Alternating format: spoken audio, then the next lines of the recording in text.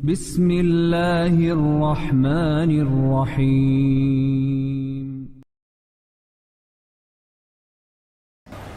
الحمد لله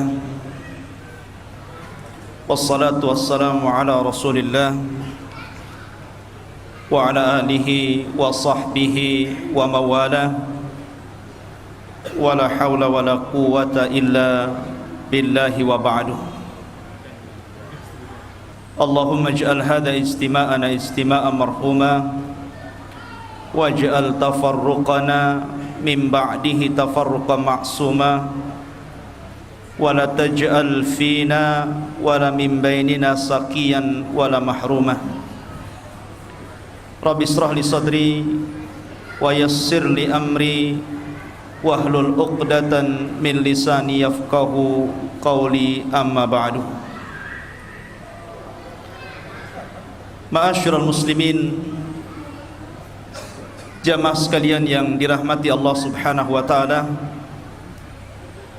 Alhamdulillah, kembali pada malam hari ini kita berkumpul di Masjid Jabal Arafah dan tidak henti-hentinya kita mendoakan kepada yang membangunnya.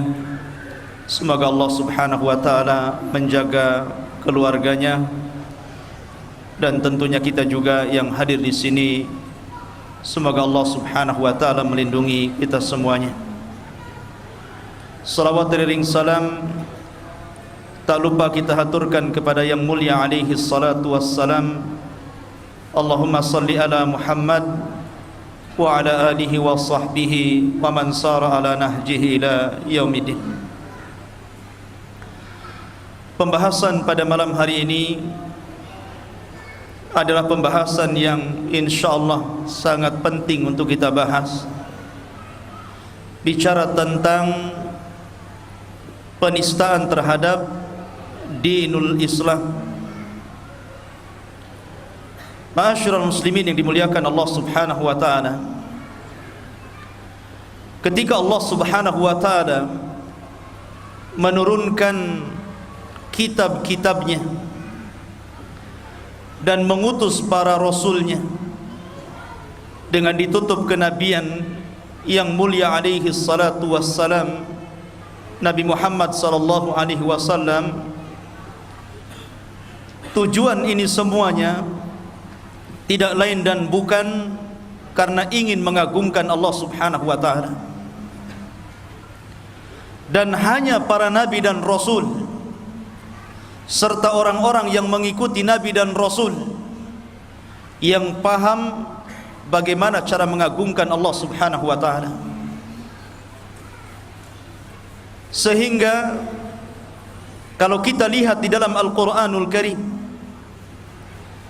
bagaimana para nabi dan rasul dijelaskan mereka sangat mengagungkan Allah Subhanahu wa taala. Nuh alaihi salatu wassalam pernah mengatakan kepada kaumnya, "Ma lakum la tarjuna lillahi waqara." Kenapa kalian tidak mengharap, meminta kepada Allah Subhanahu wa taala dengan penuh kerendahan untuk mengagungkan Allah Subhanahu wa taala? Ma'asyiral muslimin yang dimuliakan Allah Subhanahu wa taala, di zaman Nabi sallallahu alaihi wasallam ada seorang laki-laki datang kepada Rasul. Dia menceritakan tentang kondisi daerahnya yang dilanda paceklik hebat, kekeringan, sehingga lama tidak turun hujan kepada daerahnya. Ketika itu dia datang kepada Nabi sallallahu alaihi wasallam yang sedang khutbah. Kemudian dia mengatakan, "Ya Rasulullah, aku meminta syafaat kepadamu agar Allah Subhanahu wa taala menghentikan bencana yang menimpa ke tempat kami."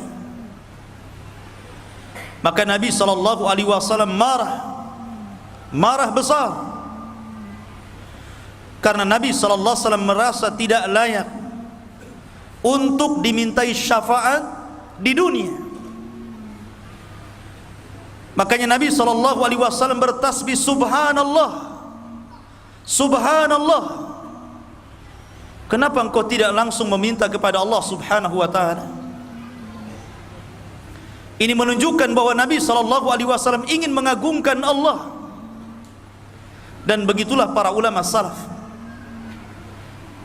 Suatu ketika ada seorang laki-laki datang kepada Imam Malik rahimahullahu ta'ala, kemudian bertanya tentang istiwa'ullah, tentang bagaimana bersemayamnya Allah Subhanahu wa ta'ala di atas arasy. Dan dia mengatakan Ar-Rahman 'alal arsy istawa. Ketika itu ghadiba Malik, Imam Malik marah, marah yang sangat besar, keringatnya bercucuran, sehingga dia dengan lantang mengatakan al-istiwa'u ma'lum wal kaifiyatu majhul was-su'alu anhu bid'atun wa imanu bihi wajibun. Kata Imam Malik rahimahullahu ta'ala, istiwa jelas maknanya dalam bahasa Arab.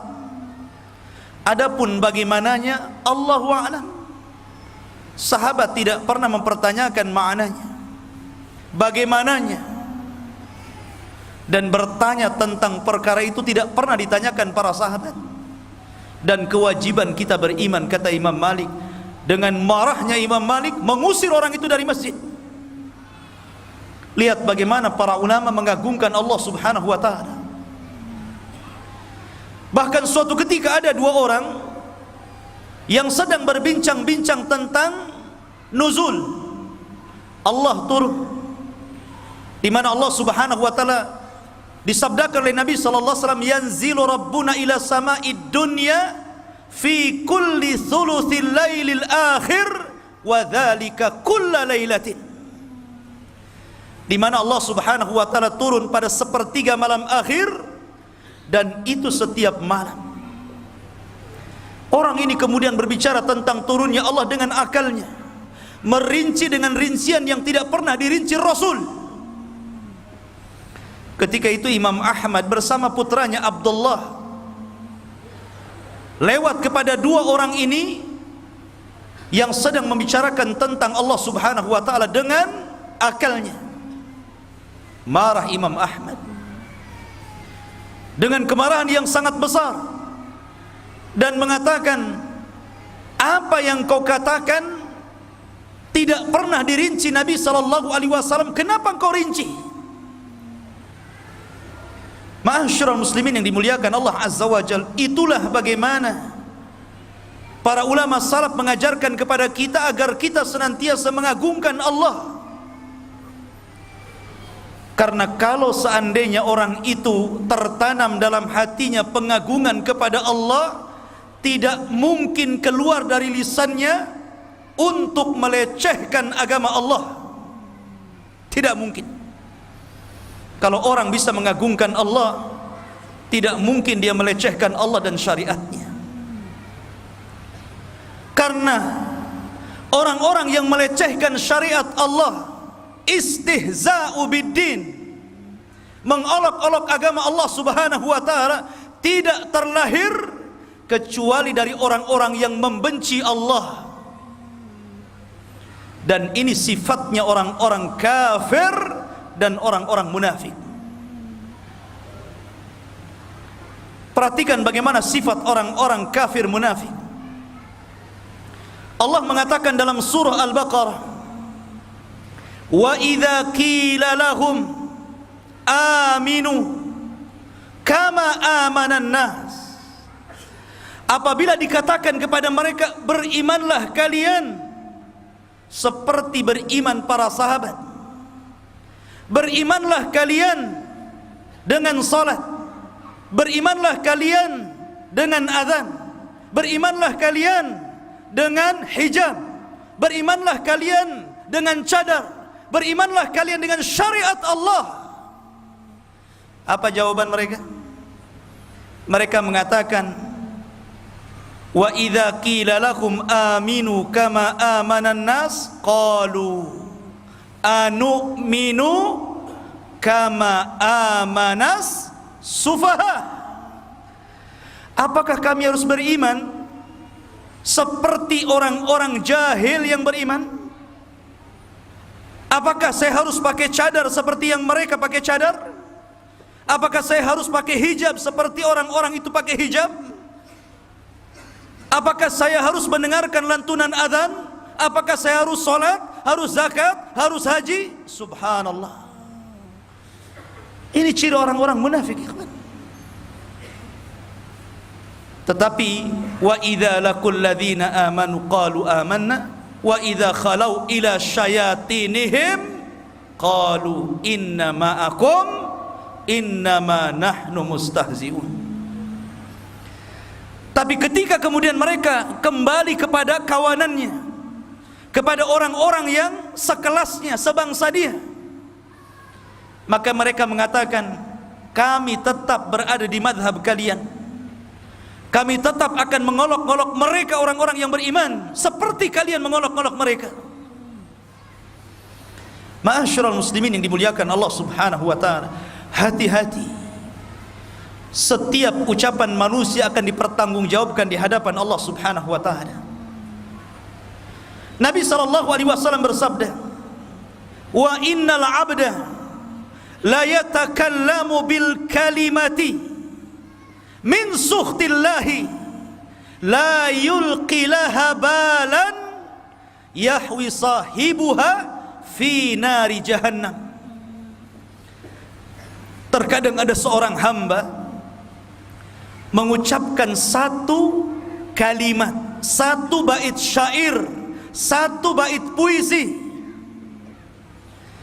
tapi satu bait puisi ini menjadikan Allah murka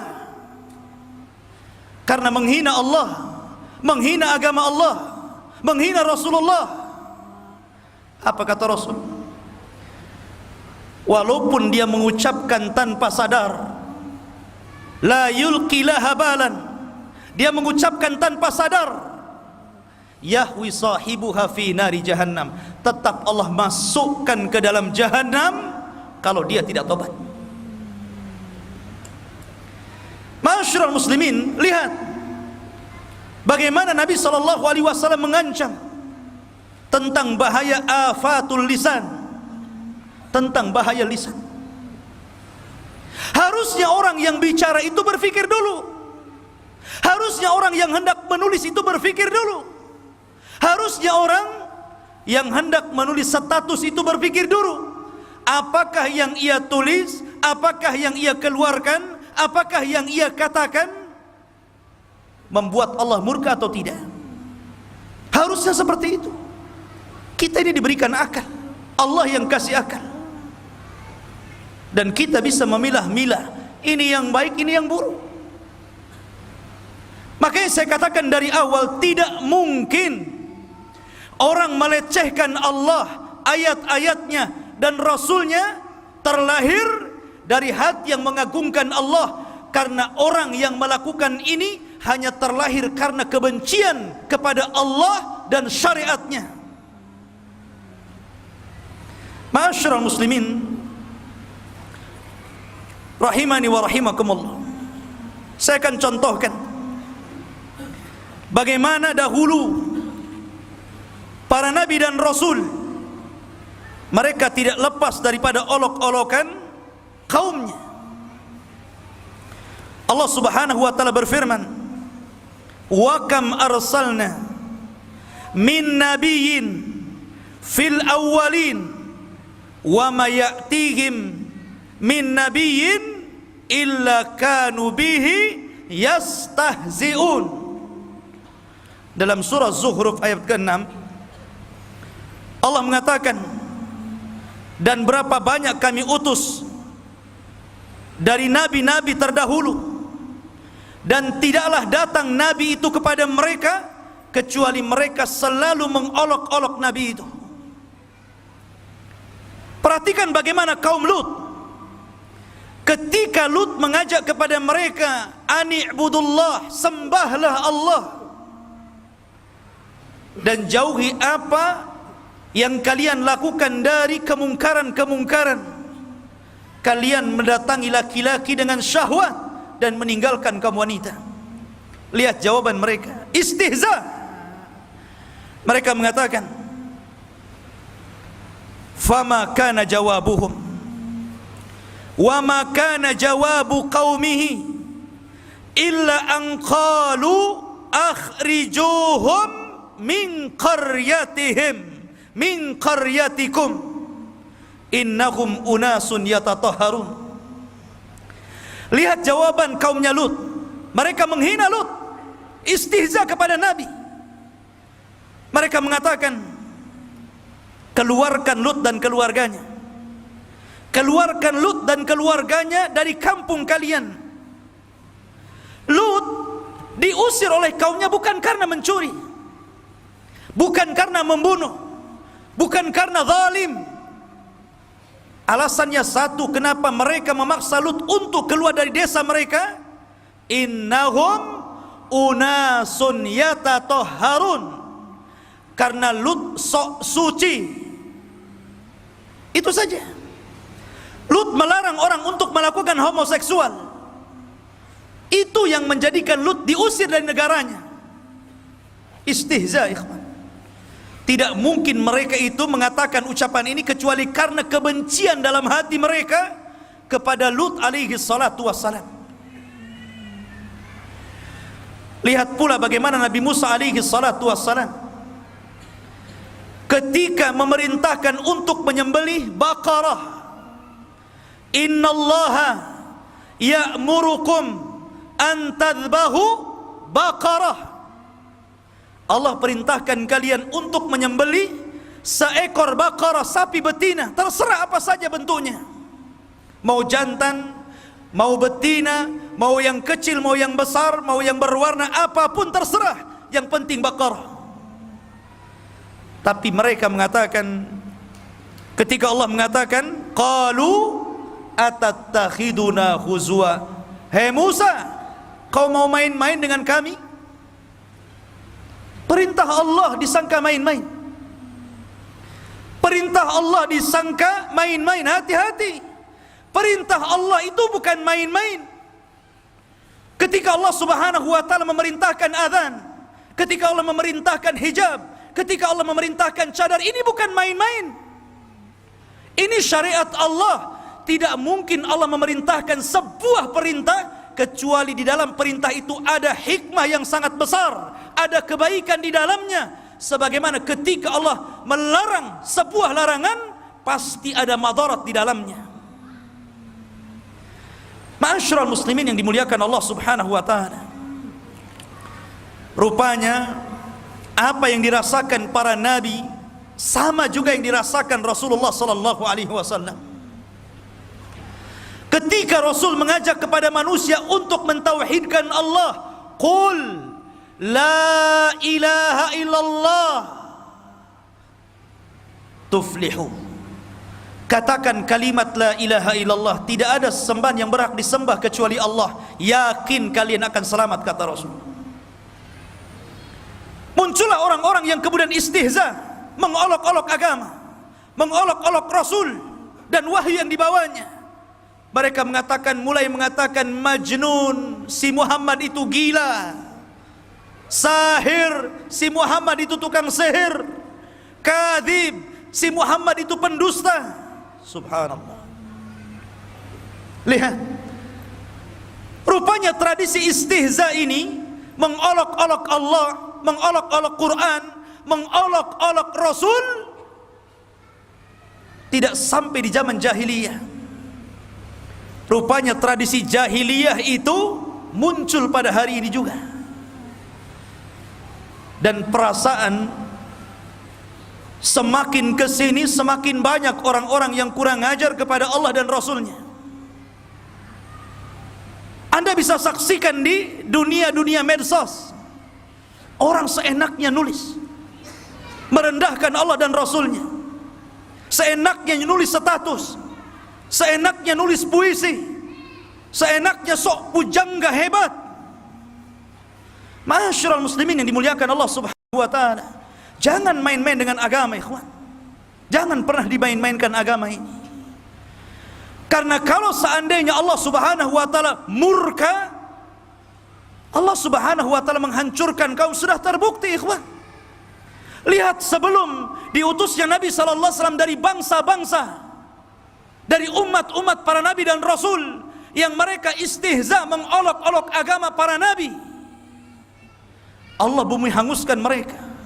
Sebagian mereka Allah tenggelamkan ke lautan, sebagian mereka Allah tenggelamkan ke perut bumi, sebagian mereka Allah kirim tufan. Jangan pernah mengundang azab Allah. Masyarul muslimin yang dimuliakan Allah Subhanahu wa taala, akhir-akhir ini mungkin antum sudah mendengar, karena ini viral masalahnya, kecuali antum yang handphonenya jadul ya, mungkin gak viral bagi antum. Tapi saya kira pengemis saja pakai iPad sekarang, sudah pakai nomor rekening. Masyarul muslimin, akhir-akhir ini kita dihebohkan dan kita sayangkan kalau kebencian ini muncul dari orang kafir. Memang orang kafir tidak suka dengan Islam. Kalau memang ini dimunculkan oleh orang-orang Yahudi dan Nasrani, memang Allah katakan wala tarda ankal yahudu walan nasara hatta tattabi'a millatahum. Selamanya orang Yahudi dan Nasrani itu tidak pernah redha kepada kita. Wajar kalau mereka berusaha untuk menghina Islam. Tapi kalau kemudian ini dimunculkan oleh seorang yang bersyahadat, asyhadu an la ilaha illallah wa asyhadu anna Muhammadar Rasulullah, tiba-tiba memunculkan istihza, mengolok-olok agama, maka sangat disayangkan. Sangat disayangkan. Muncul dari orang yang ma'ruf, diketahui orangnya, diketahui alamat rumahnya, diketahui identitasnya, dan dia seorang muslimah, bukan kafirah. Kemudian memunculkan istihza. Apa layak dia tidak menghargai Allah, Rasul, dan agama yang dibawanya? Masyarul muslimin yang dimuliakan Allah Subhanahu wa ta'ala, akhir-akhir ini kita dihebohkan dengan dua permasalahan yang saya anggap besar. Karena dua permasalahan ini bicara tentang syariat Allah. Pertama, menyinggung soal adzan, dan yang kedua menyinggung soal hijab dan juga cadar.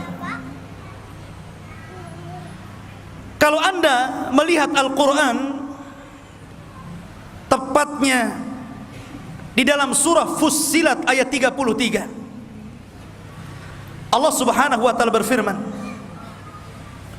"Wa man ahsanu qawlan mimman da'a ila Allahi wa amila salihan wa qala innani minal muslimin."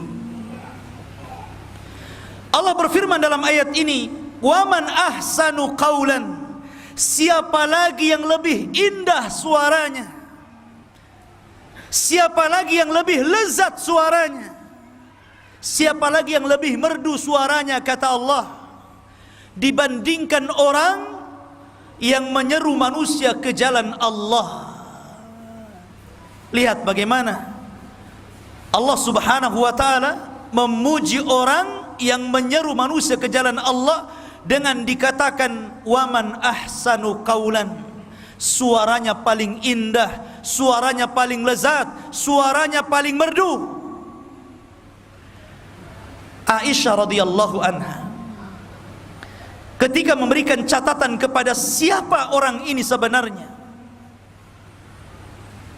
hal yang senada dikatakan Abdullah bin Umar radhiyallahu anhuma. Siapa sebenarnya orang yang lebih merdu ini? Apakah orang yang sedang melantunkan kidung? Apakah orang yang sedang melantunkan nyanyian? Rupanya tidak. Rupanya Aisyah radhiyallahu anha ummul mukminin, Abdullah bin Umar radhiyallahu anhuma memberikan tafsiran kepada ayat ini yang dimaksud ayat ini adalah mereka para muadzinin, mereka tukang azan. Seolah-olah Allah katakan, siapa lagi suara yang lebih merdu daripada suara azan? Lihat, yang mengatakan merdu itu Allah, yang mengatakan indah suaranya itu Allah. Kenapa pula kemudian ada makhluk Allah, ciptaan Allah, mengatakan bahwa suara kidung lebih hebat, lebih merdu, lebih baik dibandingkan suara azan? Siapa anda dengan Allah? Hafidin muliakan Allah Azza wa Jalla. Siapa kita dengan Allah? Kita ini makhluk Allah. Kenapa kemudian kita mengingkari perkataan Allah Azza wa Jalla?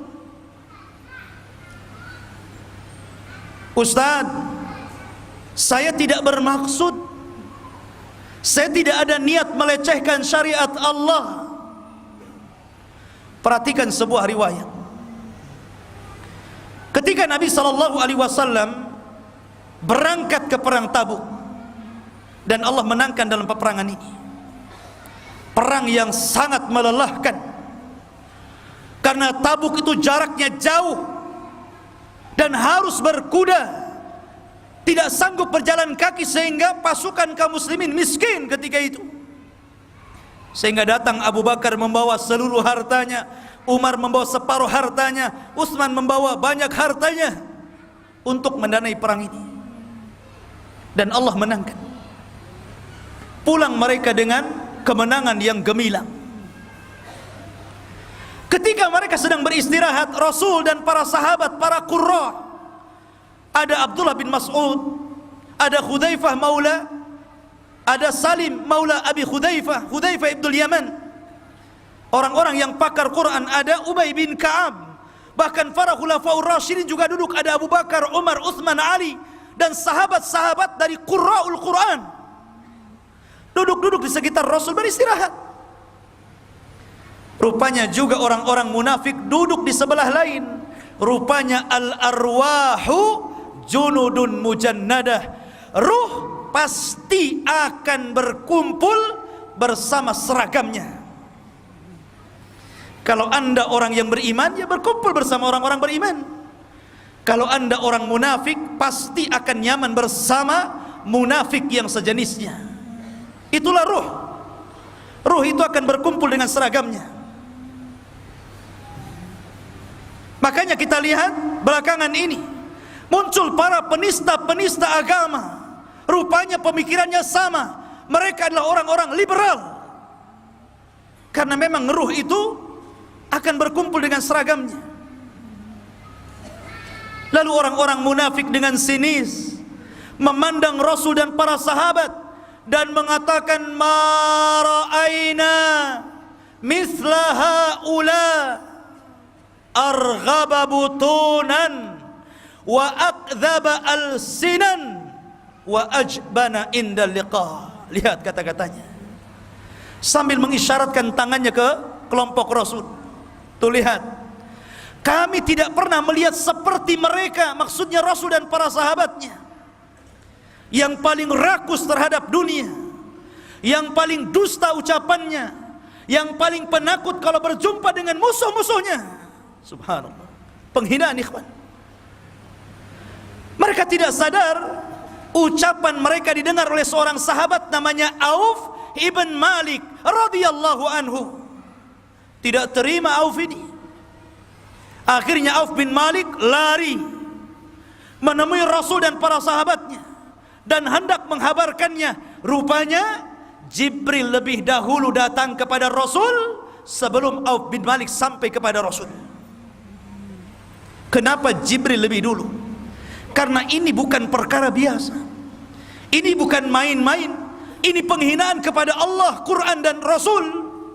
Makanya Jibril langsung turun memberitahu tentang perkataan orang-orang munafik. Kemudian Jibril mengatakan, ya Muhammad, qul abillahi wa ayatihi wa rasulihi kuntum tastahzi'un. la ta'tadhiru qad kafartum ba'da imanikum. Katakan ya Muhammad kepada orang-orang munafik itu, katakan kepada mereka, apakah kepada Allah, kepada ayat-ayatnya, kepada Rasulnya kalian berani mengolok-olok mereka? Jangan cari-cari alasan. Jangan cari-cari alasan, saya kan tidak ada maksud seperti itu, saya enggak ada niat melecehkan, saya kan hanya berpuisi, ini kan mengapresiasi seni budaya. Apalagi alasannya? Ya? La ta'tadiru, jangan cari alasan. Qad kafartum ba'da imanikum, karena engkau telah kufur setelah keimanan yang kau miliki sebelumnya. Sampai ayat ini kepada orang munafik, sedih mereka, menyesal.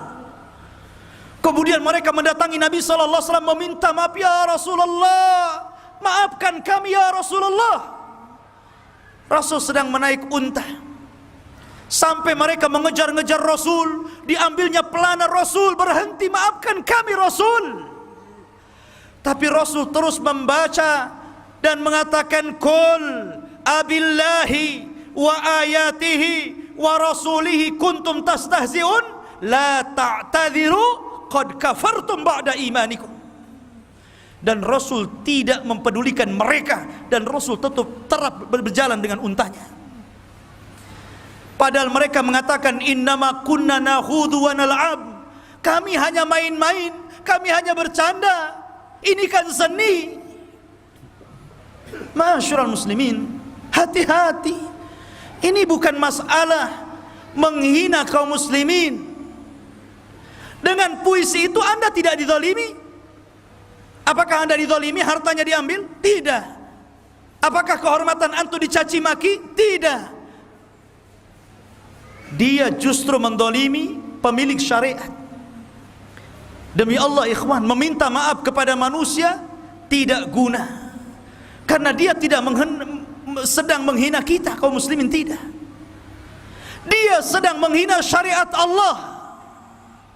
Dengan itulah seluruh kaum muslimin wajib marah, karena yang dihina syariat Allah. Makanya ketika itu Umar ibn Khattab radhiyallahu an, ada yang mengatakan Khalid bin Walid, ketika Abdullah bin Ubay bin Salul menghina Nabi sallallahu alaihi wasallam, para sahabat marah dengan kemarahan yang besar, sehingga Umar ibn Khattab atau Khalid bin Walid mengatakan, ya Rasulullah, da'ni adrib unuqah. Rasul, izinkan aku biar ku penggal lehernya. Jadi kalau seandainya kita marah, para sahabat juga marah. Sudah sewajarnya kita marah. Tapi ingat, Anda jangan membalas kemarahan dengan cacian. Anda jangan membalas kemarahan dengan cacian. Tidak boleh antum mencaci maki, karena dia sudah mengatakan, aku tidak tahu syariat Islam, berarti kita harus memberitahu. Marahnya antum itu harus memberitahu, nih syariat Islam nih sesungguhnya syariat Islam, bukan caci maki yang antum kasih. Islam tidak mengajarkan seperti itu. Antum jelaskan bagaimana keutamaan azan, bagaimana keutamaan cadar, bagaimana keutamaan hijab, bagaimana keutamaan gerakan-gerakan ibadah. Antum harus jelaskan kepada dia, supaya dia sadar dan kembali ke jalan Allah dengan taubatan nasuha. Boleh jadi dengan sebab kita mengajarkan dia, kita dapat pahala dengan kesadarannya. Ma'asyiral muslimin yang dimuliakan Allah subhanahu wa ta'ala. Taib, kita akan beritahu, apakah betul suara kidung lebih hebat, lebih merdu dibandingkan suara adzan? Tidak. Sejelek-jeleknya suara muadzin, anggaplah suaranya falas. Anggaplah suaranya, mungkin yang azan itu sudah kakek umur 100 tahun yang putus-putus suaranya. Tetap suara adzan itu suara yang paling indah. Karena dalam teks adzan itu, kata Imam Qurtubi rahimahullahu ta'ala, terkandung banyak keutamaan yang sangat besar. Yang paling utama adalah tauhid. Lafaz adzan itu lafaz tauhid, membesarkan Allah subhanahu wa ta'ala. Allahu Akbar. Dan dalam kandungannya kita disuruh untuk menafikan dan meniadakan kesyirikan. La ilaha illallah, tidak ada sembahan yang berhak disembah kecuali Allah. Kemudian mengajak orang untuk beribadah, untuk salat, untuk menang, hayya 'alal falah. Adapun suara musik, suara kidung, apakah ada terkandung tauhid di dalamnya? Apakah terkandung di dalamnya ketakwaan dan keimanan, mengajak ketaatan kepada Allah? Bahkan kita katakan suara kidung bisa saja melalaikan dari ketaatan kepada Allah. Perhatikan surah Luqman. Allah mengatakan, wa minan nasi man yashtari lahwal hadith liyudhillu an sabilillahi bighairi ilmin wa yattakhiduha huzwa. Nanti kata Allah akan ada sebagian manusia yang memperjualbelikan. Apa yang diperjualbelikan? Lahwal hadis, musik-musik dan alat-alat musik. Itulah penafsiran yang banyak yang ditafsirkan para ulama, seperti Imam Mujahid, Muhammad bin Sirin, dan banyak para ulama. Antum bisa baca tafsirnya. Lahwal hadis artinya kidung, musik, alat-alat musik. Kemudian Allah tidak berhenti sampai di sini untuk menyesatkan manusia dari jalan Allah subhanahu wa ta'ala. Nih lihat perbedaan dua ayat surah Fussilat dengan surah Luqman. Kalau suara adzan, wa man ahsanu qawlan mimman da'a ilallah, siapa lagi yang lebih indah kata-katanya daripada orang yang mengajak ke jalan Allah. Sementara surah Luqman akan ada manusia yang akan memperjualbelikan musik dan alat-alat musik yang melalaikan manusia dari jalan Allah. Bahkan Rasul mengatakan bahwa suara musik itu suara syaitan, karena yang pertama mengeluarkannya adalah iblis. Anda bisa bayangkan, dengan orang adzan setan lari, dengan orang berkidung setan datang. Lihat bedanya, yang satu melarikan syaitan, yang satu mendatangkan syaitan. Sama? Tidak sama. Disamakan saja nggak bisa, apalagi ini lebih hebat daripada ini, kan begitu. Keterlaluan namanya. Masyarul muslimin yang dimuliakan Allah subhanahu wa ta'ala. Bahkan Nabi SAW pernah mengatakan, orang-orang muadzin ini, para muadzinin ini, kalau dia terus melakukan adzan dan menjadi muadzin selama 12 tahun, kata Nabi SAW, wajabat lahul jannah, dipastikan dia masuk surga. Kalau antum jadi muadzin, antum istiqomah karena Allah, selama 12 tahun antum jadi muadzin, kata Nabi SAW, wajabat lahul jannah, wajib dan dipastikan dia masuk surga. Karena muadzin itu sudah jelas menjaga waktu sholat, muadzin itu sudah jelas berada di shaf pertama, dan dia mendapatkan pahala sebanyak orang yang sholat di masjidnya, kata Rasul. Bayangkan kalau sebanyak ini yang sholat, maka pahalanya akan diberikan kepada muadzin tanpa mengurangi pahala jamaah sedikit pun. Coba sekarang kita beralih kepada kidung.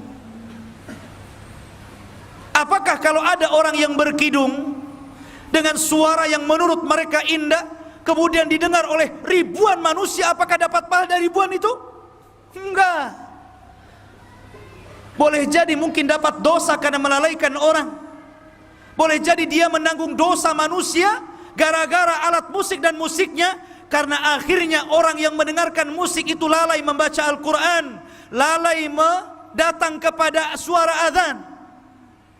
Tapi subhanallah, di zaman sekarang orang justru senang dengan suara musik, suara kidung dibandingkan suara azan.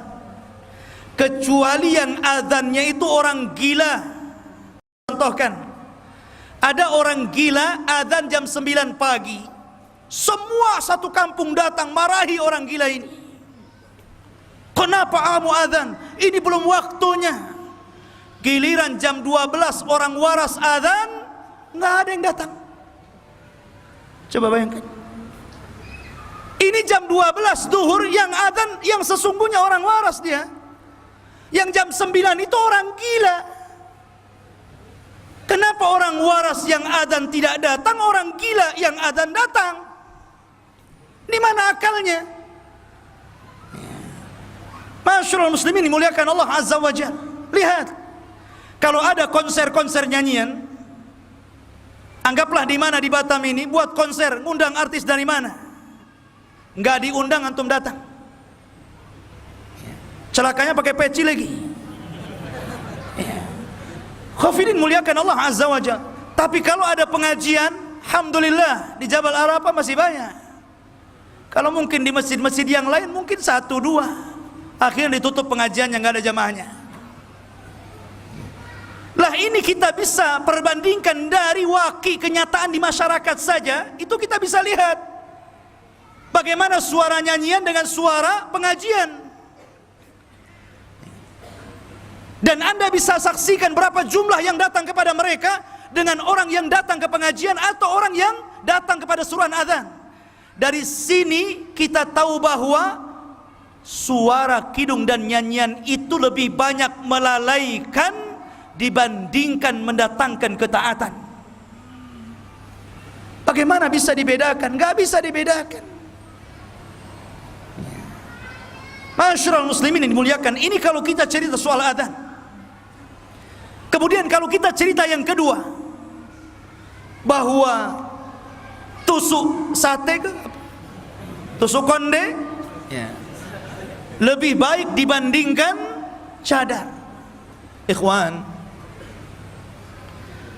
kalau kita bicara syariat cadar, okelah.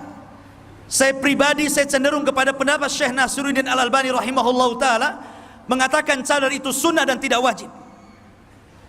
Tapi tidak ada yang mengatakan cadar itu mubah. Tidak ada.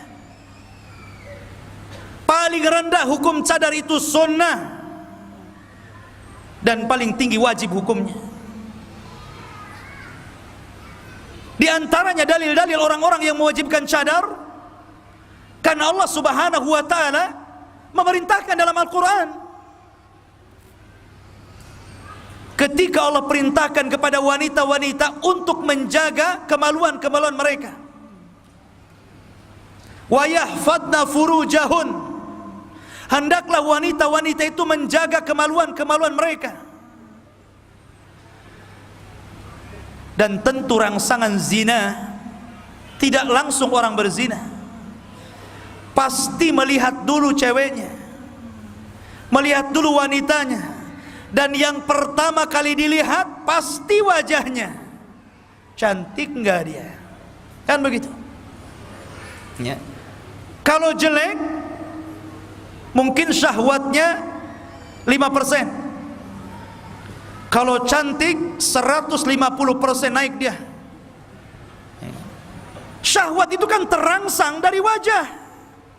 Dan subhanallah, terkadang orang ditipu dengan perempuan. Ada perempuan usianya 60 tahun berjalan tapi tidak ngadap kita, ngadap sana pakai konde. Mungkin antum lihat, wih mantap, dari belakang. Pas dia melirik ke depan, subhanallah, syaitan ikhwan. Karena setan itu masuk kepada wanita-wanita dari depan dan dari belakang. Itu sabda Rasul.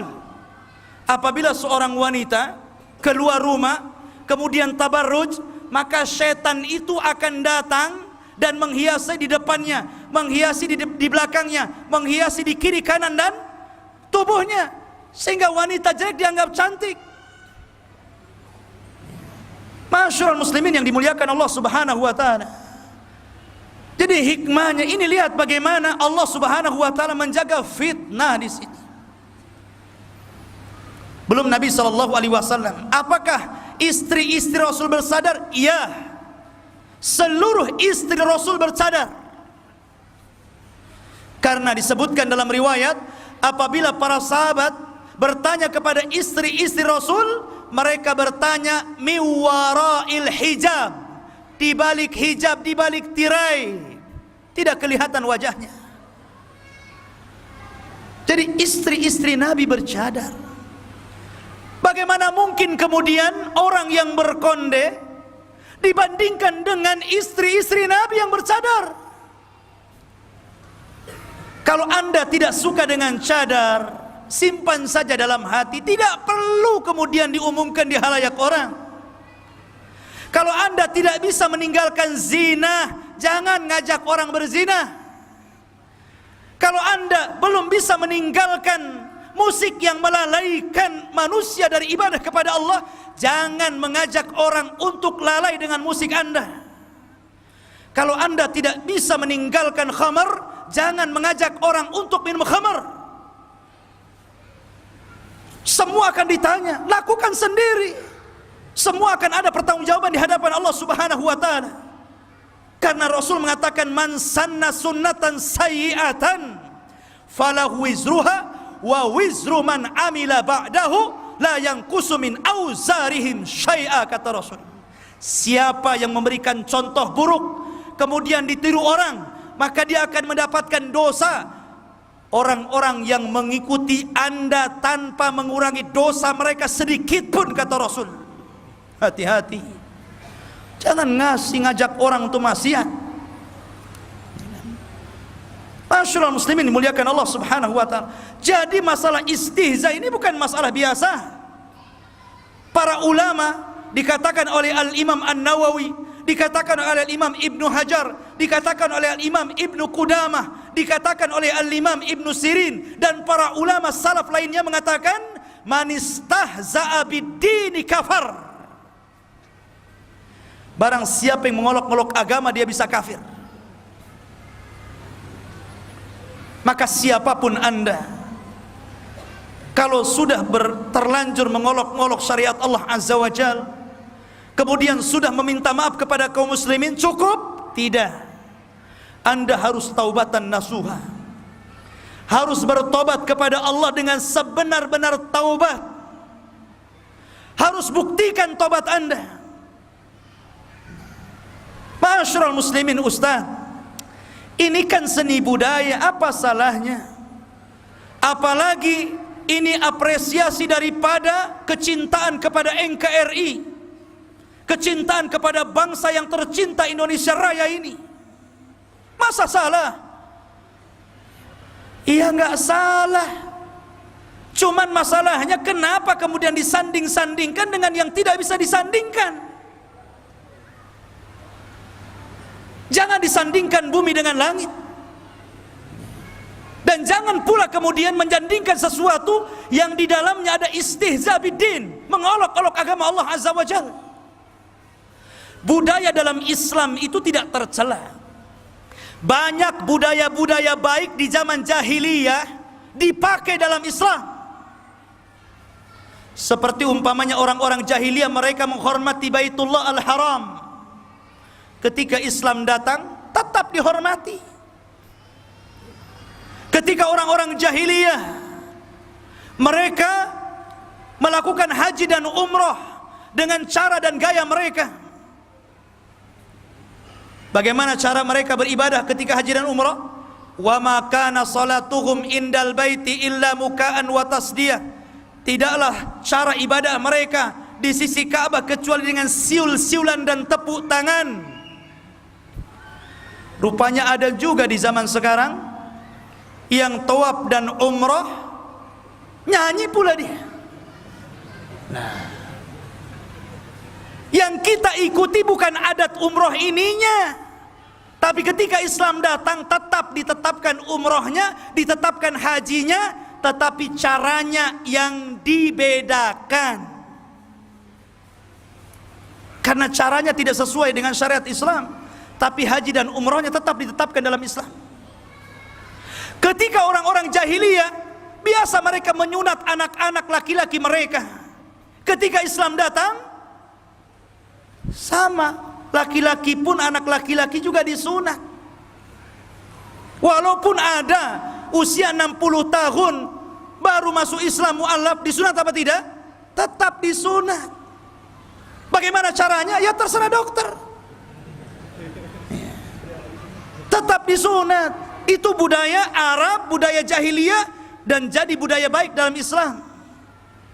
Ketika orang-orang jahiliyah suka menghormati tamu, suka memuliakan tetangga, Islam datang, syariat Islam tetap memberlakukan adat yang baik di zaman jahiliyah. Tetap Rasul mengatakan, man kana yu'minu billahi wal yaumil akhir falyukrim jarahu, wa fi riwayah falyukrim dhaifahu. Siapa yang beriman kepada Allah dan hari akhir, hormati tetangganya, hormati tetamunya. Lihat, masih ditetapkan dalam Islam. Ketika orang-orang jahiliyah mereka menghormati 4 bulan yang disebut Ashhurul Hurum, mereka tidak mau perang di 4 bulan ini. Datang Islam, tetap juga ditetapkan kita harus memuliakan bulan Dzulqa'dah, Dzulhijjah, Muharram, dan bulan Rajab. Jadi kalau adat-adat itu baik, kalau seni budaya itu baik dan tidak bertentangan dengan syariat Islam, justru Islam lebih memuliakannya. Tapi kalau adat istiadat itu, seni budaya itu kemudian menyimpang dari syariat Islam, ya tidak mungkin kemudian Islam memuliakannya. Dulu di zaman jahiliyah mereka suka riba. Datang Islam, kata Rasul, aku letakkan riba di bawah kakiku. Dahulu di zaman jahiliyah pernikahan wanita itu dengan macam-macam.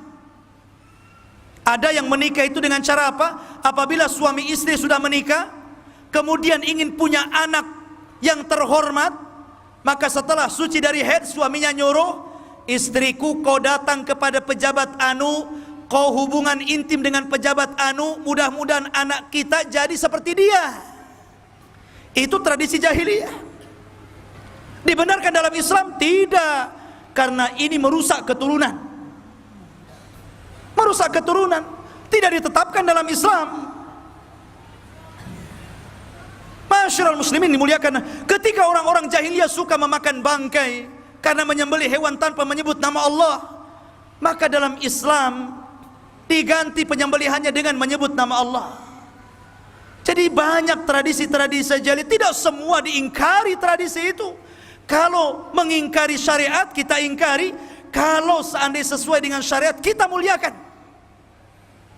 Itulah adat dengan syariat.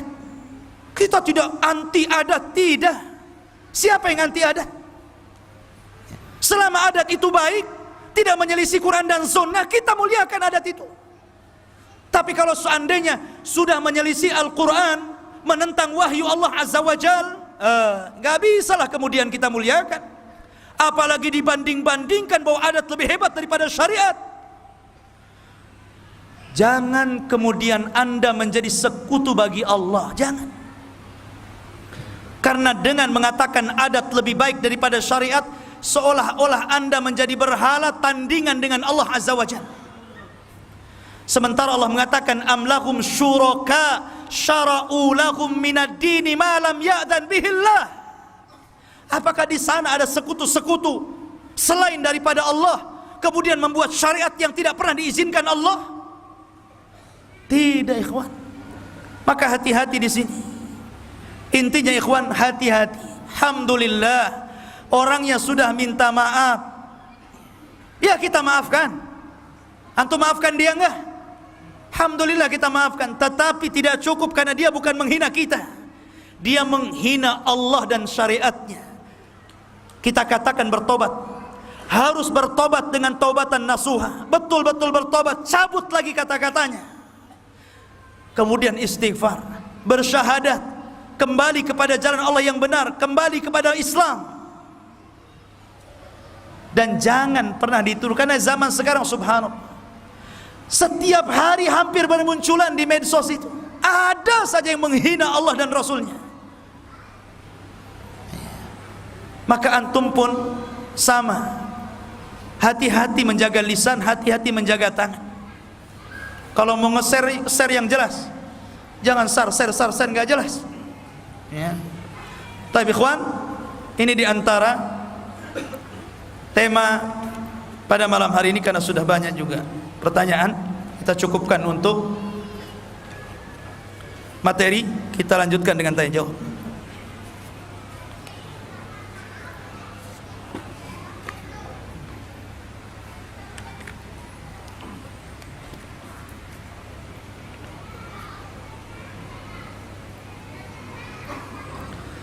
Assalamualaikum warahmatullahi Ustaz. Waalaikumsalam warahmatullahi. Semoga Allah menjaga dan melindungi antum sama-sama. Semoga Allah menjaga dan melindungi yang bertanya.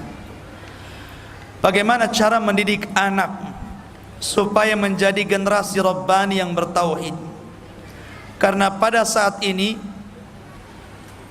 ketika berlibur, anak-anak itu lebih cenderung kebiasaan diajak ke pantai maupun ke kolam renang yang banyak madorotnya. Iya. Pertama, berdoa seperti para nabi berdoa, Rabbi habli minas salihin, ya Rabb, berikan kepada diriku keturunan yang saleh dan salehah. Doa, jangan remehkan doa, karena doa itu bisa merubah. Sampai ada sebuah kisah, anaknya nakal. Anaknya itu nakal, enggak ketulungan nakalnya itu. Akhirnya setiap malam dia doakan seluruh anak tetangganya supaya baik. Akhirnya anaknya jadi baik. Dia tidak mendoakan anaknya, dia doakan anak tetangganya. Coba bayangkan. Ya Allah, mudah-mudahan anak yang sebelah ini, sebelah tetangga saya ini jadi anak yang soleh. Yang sebelahnya lagi, ya Allah, mudah-mudahan soleh. Yang sebelahnya lagi, ya Allah. Dia mendoakan anak orang, dia nggak doakan anaknya. Tetapi kemudian anaknya jadi baik. Kenapa? Karena setiap kali kita mendoakan kebaikan kepada orang, maka malaikat akan mengaminkan dan akan mengatakan seperti itu pula untukmu. Seperti itulah juga untukmu. Ya tentu doakan dulu anaknya, baru doakan anak orang ya. Itu doa. Yang kedua, didik dengan kebiasaan yang baik. Lihat bagaimana Rasul mengajarkan pendidikan kepada anak-anak. Muru auladakum bis salati wa hum abna'u sab'in. Perintahkan anak-anakmu untuk salat di usia 7 tahun. Usia 7 tahun belum balik, perempuan pun belum balik, apalagi laki-laki. Tapi lihat bagaimana Rasul memerintahkan sebelum balik suruh salat. Dan harus sabar, karena Allah yang mengatakan wa'mur ahlaka bis salati wastabir 'alaiha. Perintahkan keluargamu untuk salat dan sabar ketika memerintahkan mereka untuk salat. Coba indah sekali ibu bapak yang dimuliakan, kalau seandainya antum punya anak 7 tahun 8 tahun, selaku bapak atau ibu, antum yang mengajarkan anak itu salat. Jangan bu guru TK, antum sendiri. Coba nak sholat di depan abi, di depan umi, macam mana takbirnya, macam mana bacaannya, macam mana rukunya, macam mana sujudnya, macam mana tasyahud dan salamnya.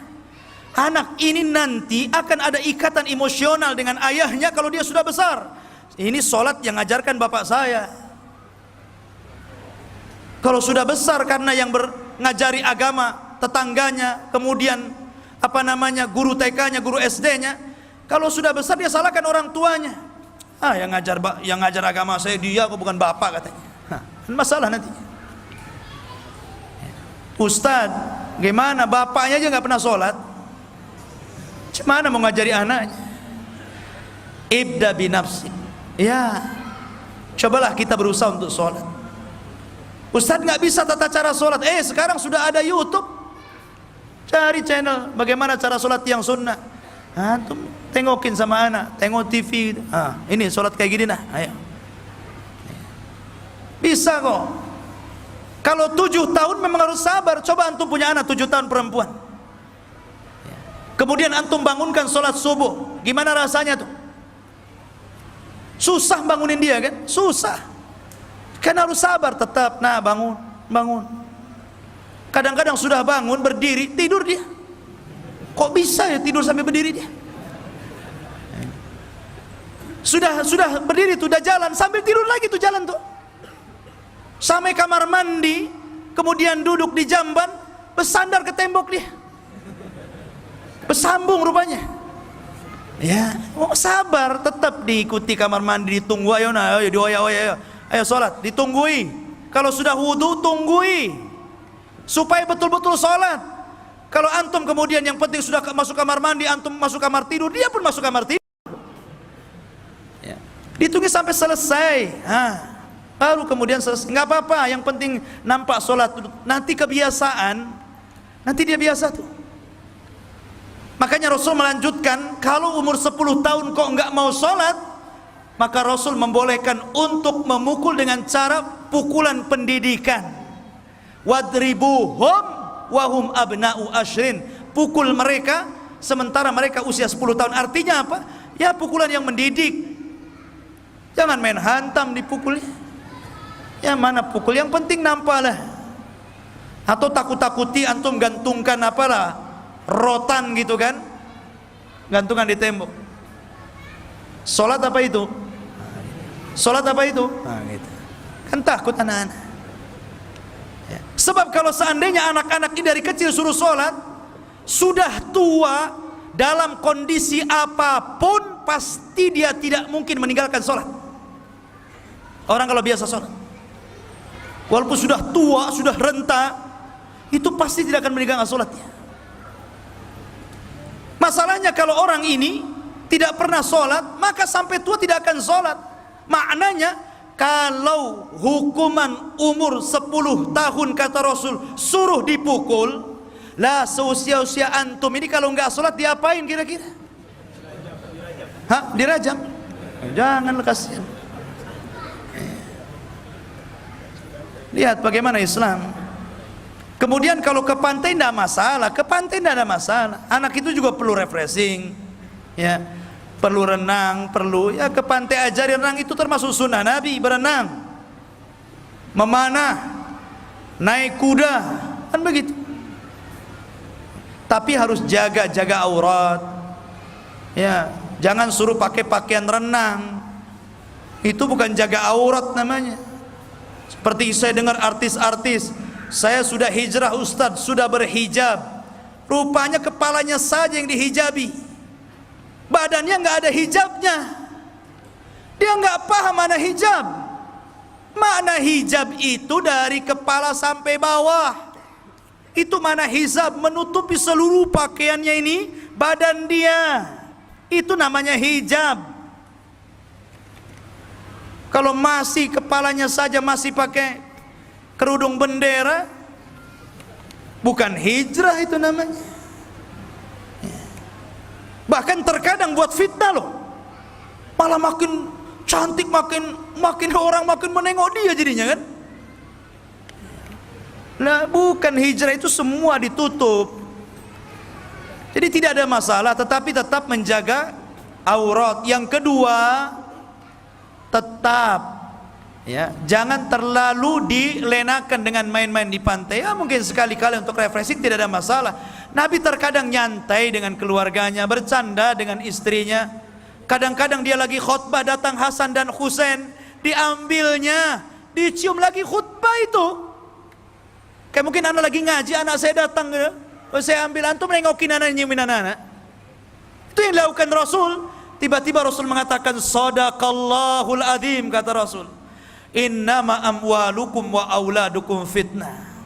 Sungguh benar firman Allah, sesungguhnya harta kalian dan anak kalian adalah fitnah, termasuk saya terfitnah dengan Hasan dan Husain, kata Rasul. Tidak mas sekali-kali bercanda, ajak main, jangan serius terus anak itu kan. Wallahu a'lam. Jadi didiklah, bawa ke lingkungan yang baik, bawa ke sekolahan yang baik, jangan sembarang sekolah. Bawa ya. Kalau antum yang SMP SMA, daftarkan di Jabal Uhud. Taib. Assalamualaikum Ustaz. Apakah seorang pria muslim yang sengaja mencukur janggutnya hanya karena ia menilai penampilannya kurang maksimal, dengan janggut tersebut termasuk melecehkan sunnah? Ikhwan, pangsa pasar antum itu beda.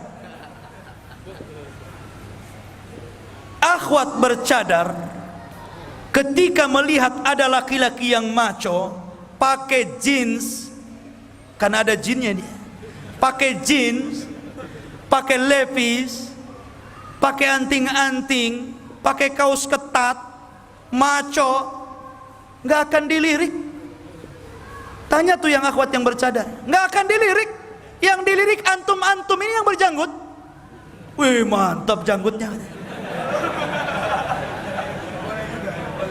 Ikhwan, pangsa pasar beda. Antum jangan samakan, jualan antum beda. Ada pangsa pasarnya sendiri. Jadi nggak perlu takut. Apa yang ditakutkan antum? Sebagaimana antum ketika melihat perempuan yang sobek-sobek itu bajunya itu, antum juga nggak suka. Ketika tengok yang bercadar, masya Allah, antum belum tahu itu isinya. Kadang aneh wanita ini bercadar selfie, apa yang dilihat? Matanya saja. La ilaha illallah. Ikhwan, antum jangan kecil hati. Apa yang antum inginkan? Kalau antum sudah kenal sunnah, pasti yang menaksirnya juga akhwat sunnah. Kalau antum fasik, yang menaksirnya juga orang fasik. Jangan takut. Laki-laki itu kayak kereta ditunggu. Taib. Assalamualaikum Ustaz.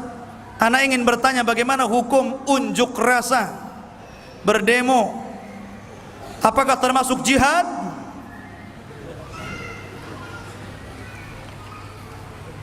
Lihat demonya. Kalau demonstrasi ini sudah berapa kali saya jawab. Demo itu ada 4 masalah. Ada 4 bentuk demo itu.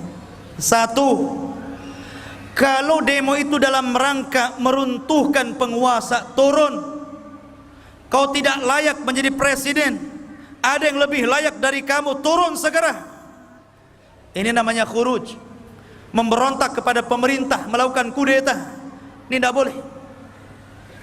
Ini termasuk ciri-ciri khawarij, nggak boleh. Yang kedua, ditambah dengan anarkis. Sudah meminta turun presiden, antum bakar-bakar ban, pecah-pecahkan sana sini, melakukan kemudian perusakan. Wah, kuadrat tuh nggak bolehnya. Yang ketiga, kalau antum demo dalam rangka nasihat,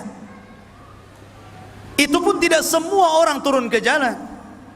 Para thalabatul ilmi, para ulama, ya kan, dengan cara silmi damai, datang ke pemerintah, nasihati baik-baik. Nasihati itu saja ya, di situ saja.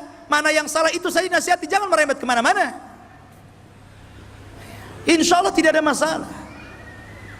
Dan menasihati penguasa itu memang berat, karena Allah, Rasul mengatakan afdalul jihad kalimatul haq inda sultanil jair. Seutama-utama jihad adalah menyampaikan kebenaran di depan pemimpin yang zalim. Berat ya. Kenapa? Karena antum harus berhadapan dengan moncong-moncong senjata. Bisa-bisa antum menasihati, antum didor besok ya kan?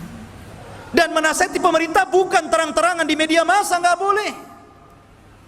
Menasihati dengan caci maki di mimbar-mimbar, kemudian di majalah-majalah, di medsos.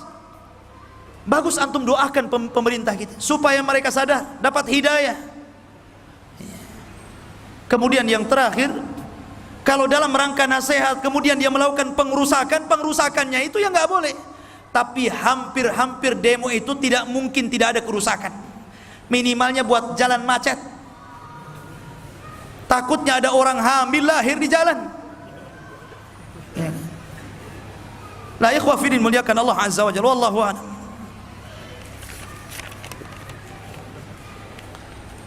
Ustaz, sebagian teman-teman masih banyak yang mengatakan musik itu haram kalau membuat kita lalai. Sementara mereka mengatakan mereka tetap bisa menjaga sholat, ngaji meskipun mendengar musik. Siapa bilang? Nggak mungkin musik itu nggak bisa dicampurkan dengan Quran, nggak bisa. Tidak mungkin bersatu musik dengan Quran. Makanya sering saya katakan, kalau di HP antum ada 2 aplikasi, satu Quran, satu musik, ana yakin antum lebih cenderung ke musik daripada Quran. Yakin itu. Itu bahasa matematikanya 1 tambah 1 pasti 2. Gak mungkin 3 salah kalau 3. Gak mungkin itu. Bahkan yang tidak ada aplikasi musiknya saja, dia sudah download Quran, gak dibaca-baca sama dia. Itu. Kadang-kadang Masya Allah dia lagi baca Quran, lowbat. Selesai itu gak diteruskan, dia gak ngambil mushaf yang bagus kan. Selesai sampai di sini dibuka, pulang dia. Ya. Lah ikhwan, jangan campurkan antara Quran dengan musik. Jangan pula campurkan panggilan adzan dengan panggilan musik. Musik mana yang tidak melalaikan? Saya tanya. Musik itu melalaikan semuanya. Musik itu melalaikan semua, tidak ada yang melalaikan. Bahkan yang lebih parah, ada okelah musik itu berbau religi. Nampak ada musik Islam, orang mendengar sampai nangis. Tapi ketika antum membaca Quran, nangis saja enggak. Lah kok bisa antum mendengar musik nangis? Ketika membaca Quran antum tidak nangis? Kan aneh ini menempatkan sesuatu bukan pada tempatnya namanya. Jadi sebaiknya ikhwan, tinggalkan musik. Tinggalkan musik, kembali kepada Quran. Kembali kepada Quran. Insya Allah itu lebih manfaat. Taib. Barakallahu fiq wa iyyak. Apa hukumnya bersenandung lagi senandung? Saya pernah mendengar bahwa Imam Syafi'i membolehkannya. Imam Syafi'i yang mana ini? Bersenandung apa? Kalau syair-syair ya nggak masalah. Kalau yang dimaksud bersenandung kayak musik di zaman sekarang, ada rock, ada jazz, ada reggae, ada dangdut. Mana ada Imam Syafi'i dangdutan? Apa cerita ini? Ya. Imam Syafi'i ini adalah imam yang paling keras dalam fikih. Keras nih. Termasuk juga di pendapat tentang masalah cadar dia keras. Dia mewajibkan cadar, jangan salah ini Imam Syafi'i ini. Ya. Dan dia mengharamkan musik. Yang membolehkan musik itu cuman fatwa Ibnu Hazm. Kemudian diikuti oleh Yusuf Qardawi dan yang lainnya. Tetapi hadis-hadis tentang masalah musik itu banyak. Banyak sekali. Dan itu tanda-tanda kiamat. Terlepas okelah masalah musik ada yang haram, ada yang membolehkan. Tapi yang jelas kenyataannya musik itu melalaikan, itu kenyataannya. Kita bicara tentang kenyataan lah. Asik bicara hukum haram, tidak, pusing kita. Buktinya kenyataannya musik melalaikan kok. Itu kenyataannya. Dan lebih banyak melalaikan daripada ketaatan. Anda belum pernah mendengar gara-gara dengar musik, langsung tobat dia. Kenapa antum tobat? Anda dengar lagu ini, judulnya ini. Oh mantap tuh musik tuh. Nggak ada ceritanya. Orang itu tobat, Anda dengar ceramah Ustaz, Masya Allah, Anda tobat. Bahkan banyak orang barat masuk Islam hanya gara dengar Quran, nggak paham maknanya. Tapi ketika mendengar lantunan Al-Quran dia bisa masuk Islam. Itu kan luar biasa itu.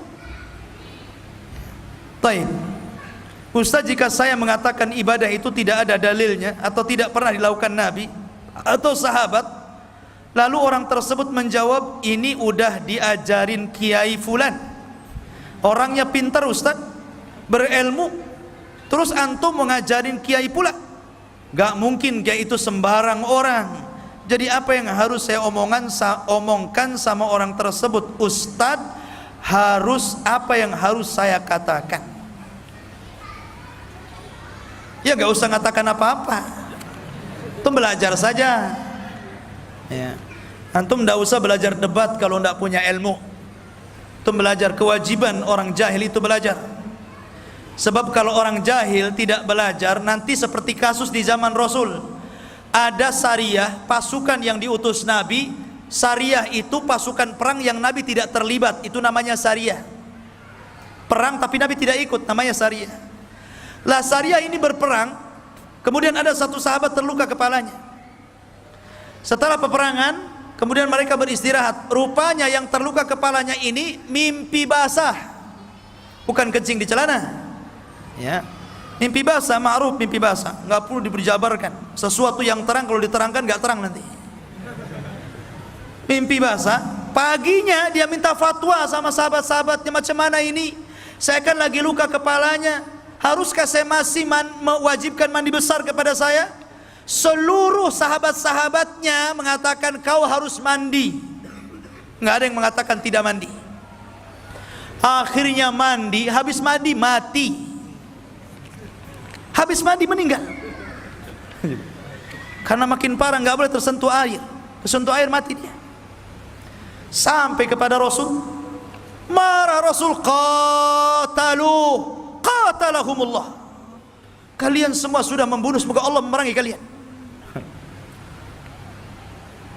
Lihat, qatalakumullah. Sampai Rasul marah. Fa inna shifa'al su'al, kata Rasul. Obatnya orang jahil itu bukan minum tablet, tapi belajar, kata Rasul. Belajar. Jadi saya sarankan belajar. Ini sudah masuk dalam perdebatan ini. Ya. Tapi bolehlah saya ajari sedikit. Antum katakan, ya nggak apa-apa. Kalau yang dikatakan Pak Kiai itu tidak menyimpang dari Quran dan Sunnah, ya saya juga harus ikut Pak Kiai itu. Tapi kalau Pak Kiai itu memang ajarannya jauh daripada Al-Quran dan Sunnah, ya maaf-maaf saja. Saya lebih memilih Nabi SAW dan para sahabat serta para ulama yang sudah jelas-jelas mengikuti Quran dan Sunnah. Kan sederhana ngomong seperti itu. Kalau dia ngeyel, dia nggak usah diladeni lah. Nanti antum sama ngeyel-ngeyelnya nanti. Takutnya antum berantem. Wallahu a'lam. Assalamualaikum. Waalaikumsalam. Apakah ada larangan mempelajari dan mementaskan teater, strip, drama dalam Islam? Apa itu mau main sinetron? Iya. Drama ini, wallahu a'lam, yang pernah saya baca, kalau di dalamnya ada hal-hal yang menipu, maka dilarang. Tidak boleh. Tapi kalau umpamanya maksudnya teater drama itu seperti seseorang ingin mengajarkan orang sholat, kemudian dibuat 3 orang main gitu kan, lagi sholat, kemudian datang ustadznya negor bukan seperti ini, dan sesuai yang didakwahkan seperti seruan kepada sunnah Rasul yang sesuai dengan pemahaman salaf, tidak ada masalah. Tapi kalau yang dimaksud sinetron-sinetron, terkadang ya sinetron ini ya pemainnya, di sinetron ini dia jadi ustadznya, di sinetron ini dia jadi setannya. Itu masalahnya. Jadi kan gimana mau jadi panutan? Ada orang memainkan, masya Allah, mungkin memilmkan apa sejarah para sahabat. Dia jadi Umar bin Khattabnya, dia jadi Abu Bakarnya, dia jadi Umarnya. Film kolosal. Rupanya ketika dia membintangi film yang lain, dia jadi Abu Jahalnya. Apa pantas seperti itu? Maka yang saya sarankan, kalau antum ingin ngajari antum sirah sahabat, jangan ditontonkan film. Apalagi itu karya besarnya orang-orang barat. Perlu antum beli buku dari ulama yang sudah jelas-jelas, antum bacakan ke anak. Nggak perlu pakai film, cukup dibacakan saja. Insyaallah lebih meresap kepada anak-anak. Wallahu a'lam.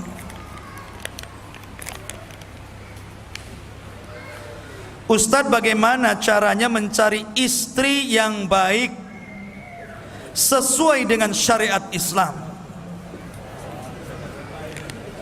Jazakumullah khairan Ustadz wa iyyakum. Antum cari yang mau apa? Ini yang tanya ini mau seperti apa? Bagaimana caranya? Pertama, nih antum kasih langkah ya. Pertama, kalau antum mencari istri yang salehah, wanita itu nampak dari zahirnya dulu. Antum tidak bisa menilai batin. Zahir. Pertama antum lihat zahir. Oh, ini akhwat masya Allah, sudah mutahajjibah, sudah pakai hijab syar'i, sudah pakai pakaian syar'i, menjaga auratnya. Kemudian setelah antum ngendap-ngendap, ngintip-ngintip, rupanya rajin ke masjid, rajin ngaji maksudnya, akhlaknya juga baik. Kan harus diteliti, boleh, apakah kita boleh ngendap-ngendap, ngintip-ngintip? Boleh, tapi bukan ngintip yang haram. Jangan antum ngintip ke sungai. Maksudnya ngintip-ngintip itu antum kalau sudah cocok nih, ada akhwat, menurut antum ya ikhwan, begitu juga akhwat, ada ikhwan nih mantap, janggut panjang, makin panjang makin cerdas, ya kan? Ditanya dulu, ini ikhwan gimana? Oh baik. Oh dia di mana? Kawan-kawannya siapa? Oh dia ke Jabal Arafah. Oh mantap. Ya kan? Lah nggak masalah lihat gitu. Jangan langsung main. Artinya, oh ini udah mantap lah. Enggak gitu. Dalam Islam itu tetap kita harus ada proses. Ada namanya kalau antum sudah cocok, tadi dikenalkan saudara, dikenalkan kawan, dikenalkan ustaz, dicarikan siapapun, tetap ada proses ta'aruf namanya. Karena antum jangan beli kucing dalam karung, sudah dibeli kucingnya bukan garong, lebih garong lagi. Ya. Antum minta kucing putih, kali pas tengok belang-belang, kan masalah antum. Ya. Jadi tetap ada proses ta'aruf. Ada namanya proses ta'aruf itu. Ta'aruf itu maksudnya bukan antum minta handphone akhwat itu kemudian chatting-chattingan. Itu bukan ta'aruf. Itu maksiat namanya. Kita pakai ta'aruf syar'i lah ya. Ta'aruf syariah namanya. Caranya antum datang kepada wali akhwat itu. Datangi. Antum kalau jantan, antum datang. Ya. Datang ke walinya. Pak wali, nampaknya putri bapak ini menurut saya bolehlah.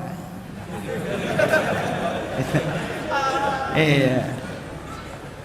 Macam mana Pak gitu? Kalau seandainya saya mau nador dulu, kan main lamar-lamar. Ya, nador dulu. Ada proses nador namanya. Nador itu di depan walinya atau mahramnya. Jangan pula nador, anak kan nggak lihat wajah anti, bisa nggak anti datang ke Nagoya? Iya. Nggak apa-apa, duduk saja tuh yang sebelah warung sate, saya juga di warung bakso nampak kok kata. Apa itu bukan nador? Antum nador ke walinya, ada mahramnya di situ. Nah, boleh membuka muka, boleh kita buka. Makanya perempuan itu cukup membuka wajah dan telapak tangan, karena telapak tangan itu mencerminkan dari pertengahan ke bawah, ya kan? Dan wajah itu mencerminkan dari pertengahan ke atas. Ya. Jadi kalau antum tengok akhwat kukunya hitam-hitam, nah ini nggak bersih ke bawahnya ini. Hitam-hitam juga ini sampai kukunya nggak pernah dipotong ke bawah ini. Tapi kalau bersih, insya Allah bersih. Tengok wajahnya juga sama, begitu. Akhwat juga sama. Kalau tengok ini baru masuk, bau kali. Nggak pembersih ini ikhwan satu ini. Lah ikhwan, jadi tetap ada proses ta'aruf syar'i, nadhar namanya. Nadhar itu ya cukup wajah dengan tangan. Habis itu ada pilihan. Pilihan itu kan habis nadhar tidak mesti harus. Mungkin kurang cocok, ikhwannya boleh batalin. Mungkin kurang cocok akhwatnya, boleh juga batalin. Siapa bilang tak boleh? Boleh dibatalin. Itu kan belum khitbah, baru nazar. Kalau sudah ada kecocokan, jangan lama-lama. Jangan diulur-ulur waktu, nanti bahaya. Ya. Jangan diulur-ulur waktu. Takutnya apa? Akhirnya kemudian salah niat nantinya. Nah, segerakan kalau sudah cocok. Nah, langsung khitbah, proses lamar. Ajak keluarga antum datang, keluarga si akhwat. Tentukan tanggal, hari, bulan. Jangan lupa khutbah nikahnya undang Ustadz Abu Humairah. Nah, itu baru syar'i. Jadi lihat dohirnya. Kalau hatinya kan kita tidak tahu. Yang penting lihat dohirnya. Kemudian yang kedua, boleh antum ngetes, baik ikhwan ataupun akhwat, ketika ta'aruf nador di depan walinya, itu boleh kita bertanya, ya kan? Bertanya, nanti kalau sudah cocok, ada kecocokan, kemudian mempersiapkan ketika ta'aruf bertanya. Ya. Kalau sudah ada kecocokan, ya. Kalau nggak ada kecocokan, jangan main-main tanya. Ya. Dan kalau antum datang untuk ta'aruf, jangan bawa kawan laki-laki, apalagi ustadz pula yang gak ingin antum. Nanti pula dia melihat yang lain. Ya, antum datang sama orang tua, baik sopan-sopan. Karena ada kasus, ada. Ini ada seorang ustadz ngantar muridnya ta'aruf. Rupanya dia naksir ustadznya. Saya kira yang itu katanya. Enggak. Lah di sini kan boleh tanya baik-baik, tanya tentang akidah, tanya tentang talabul ilmi. Termasuk juga boleh bertanya tentang soal ke depan. Ukhti afwan, kalau kita sudah menikah, ukhti sudah siap punya anak? Oh, enggak siap nampaknya, Bang. Oh, main abang pula. Ya. Belum siap. Ah, antum enggak perlu dilanjutin. Berarti dia tak siap punya anak antum. Ya. Cari akhwat lain yang siap punya anak. Karena tujuan nikah itu salah satunya memperbanyak keturunan. Ini nggak mau punya banyak keturunan. Boleh tanya-tanya, ngajinya sama siapa? Ya. Perlu itu tanya, ngaji sama siapa? Nanti pulang ngaji sama nabi palsu, kan masalah. Ya harus juga kalau bisa yang seakidah, yang seibadah, yang sama ritual ibadahnya. Jadi tenang kita, tenang betul. Kalau sesama satu akidah antum menikah itu tenang. Tapi kalau beda akidah itu susah nanti. Dulu Imran bin Khittan, seorang ulama hadis, hanya karena memandang kecantikan anak pamannya, akhirnya dia tergiur, padahal dia ulama. Bukan kayak antum talabul ilmi, tulaibul ilmi. Ini ulama hadis. Imran bin Khittan tertarik dengan kecantikan anak pamannya, padahal keluarganya khawarij. Akhirnya nasihati kawannya, sudah cari wanita lain, jangan dia. Kata Imran bin Khittan dengan gayanya, dia mengatakan, gak apa-apa, saya sudah tertarik dengan dia, insya Allah kalau saya menikah dengan dia, saya akan tarik dia kepada ahli sunnah. Rupanya sudah menikah, dia pula yang keseret istrinya di toko khawarij. Tuh lihat, hati itu yang membolak-balikan Allah. Karena ada yang mengatakan, Ustaz nggak apa-apalah, ini calon anak masih awam Ustaz, ya masih awam, belum pakai jilbab, ya memang masih roknya saja masih mini gitu, ya pakainya sobek-sobek dikit, ya. Tapi anak kasihan, anak mau nolong dia, ih gayanya mau nolong antum, coba mau nolong dia pula, antum bergaya. Ini kejadian ikhwan, ya. Dulu juga ngaji di Jabal Arafah. Dia minta izin sama anak, Ustaz saya mau nikah gitu. Ya alhamdulillah, dapat jodoh sudah, alhamdulillah. Dikenalkan sama kawannya. Seperti apa akhwatnya? Ya masih awam Ustaz. Masih awam, masih ya belum pakai hijab, masih pakai jeans. Akhirnya apa? Menikah betul. Nggak bisa dibawa kepada akidahnya. Dia pula yang kemudian berubah seperti dia. Iya, dia berubah seperti dia, sudah lepas gamis, cukur janggut, langsung nggak ada, habis. Kasihkan dengan calonnya. Makanya kalau bisa yang seakidah, yang sudah hijrah sama-sama.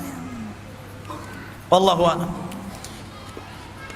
Tapi yang terakhir, karena yang terakhir ini merah, kita suruh berhenti. Iya kan? Assalamualaikum Ustaz, bukankah demo diharamkan dalam Islam, dan bagaimana tanggapan Ustaz tentang orang-orang yang berdemo? Tadi kan sudah saya jawab ya. Jadi saya ulangi dari awal, asal demo itu tidak ada dalam Islam. Yang ada nasihat, nasihat kepada pemimpin itu yang ada ya. Tapi kalau demo tidak disyariatkan, tapi nasihat disyariatkan. Umpamanya, kalau yang dimaksud demo ini adalah nasihat bersama para ulama, kemudian nasihat pemerintah tanpa ada keributan, tanpa ada kekacauan, tanpa kemudian merusak, datang ke pemerintah ngasih nasihat, ini salah, ini yang benar, ini yang maksiat, ini yang taat, ini hukum Allah, ini hukum taghut, ini begini, tidak ada masalah ya. Kita sampaikan sambil kita doakan. Tapi kalau sudah mulai merusak ya, kemudian menjatuhkan, nah itu tak boleh. Nanti tidak ada satupun sejarah ikhwan, tidak ada satupun sejarah orang melakukan kudeta, melakukan demonstrasi, kemudian meruntuhkan penguasa yang sah dan mengganti penguasa yang mengkudeta, itu aman negara. Aman. Mesir lihat antum hari ini, Suriah lihat antum hari ini, Yaman lihat hari ini, dan kita juga pernah merasakannya. Jadi ikhwan, kewajiban kita itu mendoakan penguasa, kemudian taat kepada penguasa dalam hal yang ma'ruf. Kalau dia memerintahkan kepada yang mungkar, kita nasihati, tapi bukan suruh turun gitu, turun ini naik. Nanti dia jadi apa akan lebih baik daripada yang sebelumnya? Kita tidak ada jaminan ya. Kecuali mungkin dia itu mungkin sudah kafir, bukan muslim, dia kafir, maka boleh kita demo, kita runtuhkan kekuasaannya, kita ganti penguasa yang Islam, boleh. Selama kita punya kekuatan boleh, karena Allah, Rasul mengatakan intarau kufran bawahan, kalau engkau melihat pemimpinmu itu kafir dan jelas-jelas kafir, antum punya hujah untuk mengkafirkannya, dan para ulama sudah memfatwakannya dia kafir, kemudian kita punya kekuatan untuk memberontak, boleh.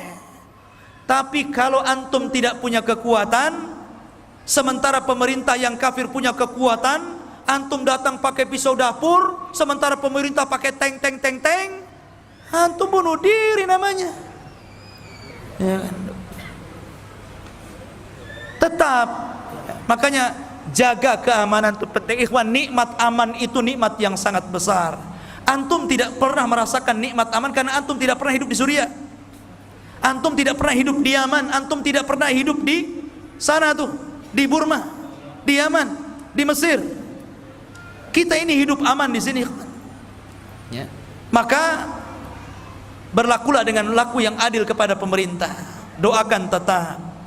Kalau nanti mungkin ada pemimpin yang baik, kita doakan mudah-mudahan. Kalaupun ada pemimpin yang lebih baik, alhamdulillah, kita doakan mudah-mudahan ada pemimpin yang lebih baik. Nah, sementara kita dipimpin inilah yang kita doakan, mudah-mudahan dia lebih baik lagi. Karena doa itu ada hikmah di dalamnya, berbeda dengan cacian makian, tidak ada hikmah di dalamnya. Tapi nanti Allah Subhanahu wa taala kalau menggantikan dengan pemimpin yang lain yang lebih baik, alhamdulillah, kita bersyukur ya. Tapi yang ada taati dulu, yang ada ini taati dulu. Karena ciri-ciri khawarij itu apa? Memberontak kepada pemerintah, tidak boleh. Memberontak kepada pemerintah itu tidak boleh. Wallahu a'lam. Subhanakallah bihamdika asyhadu an la ilaha illa anta astaghfiruka wa atubu ilaik. Allahu ta'ala. Assalamualaikum warahmatullahi wabarakatuh.